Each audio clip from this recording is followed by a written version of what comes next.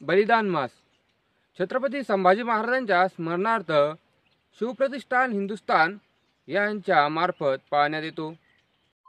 1984 1985 या सालापासून बलिदान मासाची सुरुवात झाली। बलिदान मास कधी सुरू होतो, कधी संपतो, बलिदान मासात नेमकी काय होतं, बलिदान मासामध्ये किती दिवस पाळायचा असतो, आपण या व्हिडिओच्या माध्यमातून बघणार आहोत। नमस्कार, मी अभि सर्वर आपले सर्वांचे ऑफिशियल अभि सर्वर या यूट्यूब चॅनलवरती स्वागत करतो।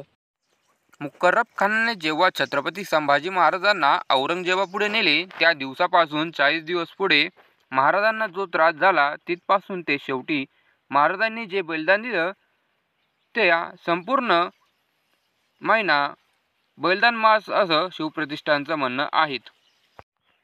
मार्च महिन्यात येणारी फाल्गुन शुद्ध अमावस्येच्या आधी 30 दिवस हा बलिदान मास चालू होतो।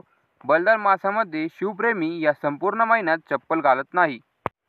काही जण डोक्यावर पूर्ण टक्कल करतात, अनेक जण आपल्या आवडत्या वस्तूचा महिनाभर त्याग करतात। कोणतेही शुभ कार्य बलिदान मासात करत नाही। बलिदान मासात जमिनीवर झोपणे या सर्व गोष्टी केल्या जातात।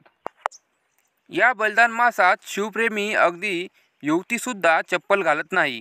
या मागचा हेतू म्हणजे चप्पल न घालता तुम्ही चालताना तुम्हाला काटा टोचला किंवा खडा टोचला तर वेदना होताना छत्रपती संभाजी महाराजांना ज्या यातना झाल्या त्याची आठवण म्हणून, त्याची जाणीव म्हणून या मासात चप्पल घालू नये असं शिवप्रतिष्ठानचं म्हणणं आहे।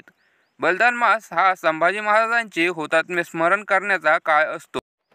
या बलिदान मासामध्ये असंख्य शिवप्रेमींकडून रक्तदान दिलं जातं आणि मासाच्या शेवटी म्हणजेच शुद्ध अमावस्येला मूक पदयात्रा काढून या मासाचा शेवट केला जातो।